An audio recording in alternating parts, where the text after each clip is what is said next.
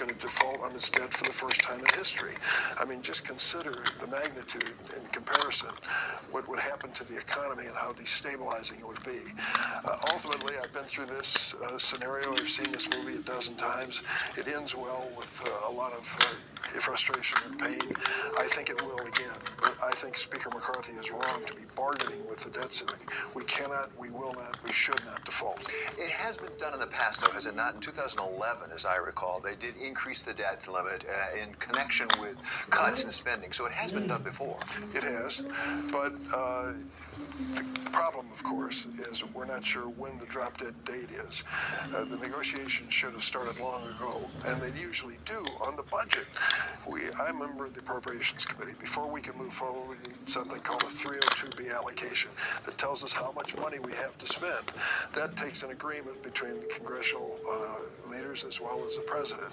That should have taken place by now. But Speaker McCarthy is kind of waiting to the judgment day on the debt ceiling, and I think that's unfortunate. I think Speaker McCarthy would say the ball's in your court, so to speak. I mean, they've enacted something, they passed something over on the House side. What's the Senate going to do in response? Are you just going to pass a bill that says basically let's increase the debt ceiling and leave it at that? Well, it should be a clean bill. I agree with the president and Democratic leaders on that.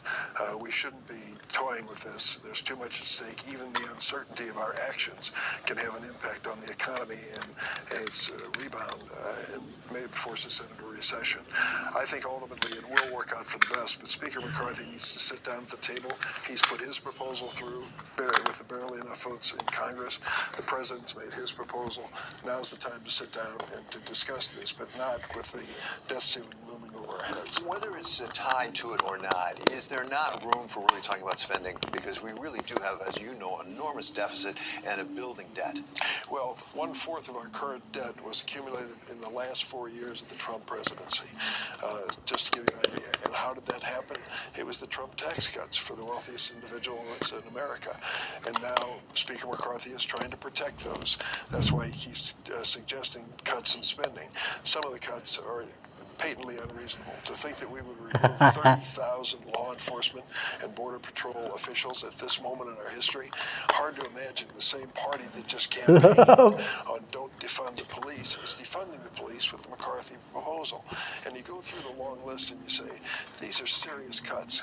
Can't we consider the revenue breaks that the tax breaks that we gave to the wealthiest people during the years as part of the package we're moving forward? That was Democratic Senator Bloomberg. Headlines here from IMF's managing director, Christina Georgieva, as she sits down with Stephanie Flanders of Bloomberg at the Milken Conference in LA, talking about China, that she doesn't know how much it has lent or to whom. It's a frightening statement. Doesn't know how much China has lent to whom or how much, but that the world and China have to work together on an EM debt restructuring. She also talks about the inflation just not coming down as fast as needed for 2024, and that's not decelerating as much as we had thought. In the markets here, going nowhere fast, losing a little bit of steam here. The S&P flipping into negative territory. Coming up, we're going to be talking about Europe. You just heard Monica DiCenzo talk about how certain areas of Europe are still interesting. We get a lot of data coming out tomorrow. Annika Trion Van Lanschot, a Kempen chief economist, will be joining us next. This is Bloomberg.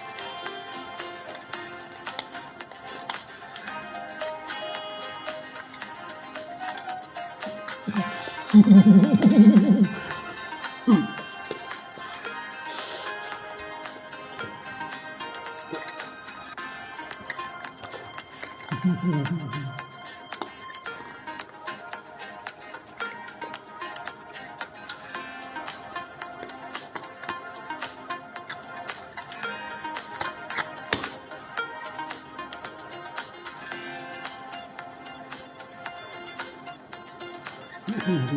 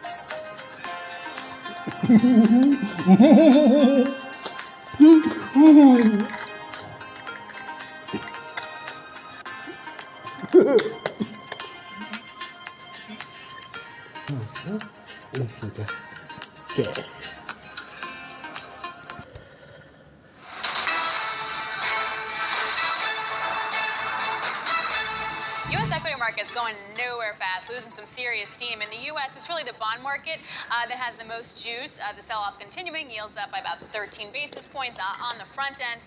Europe is closed.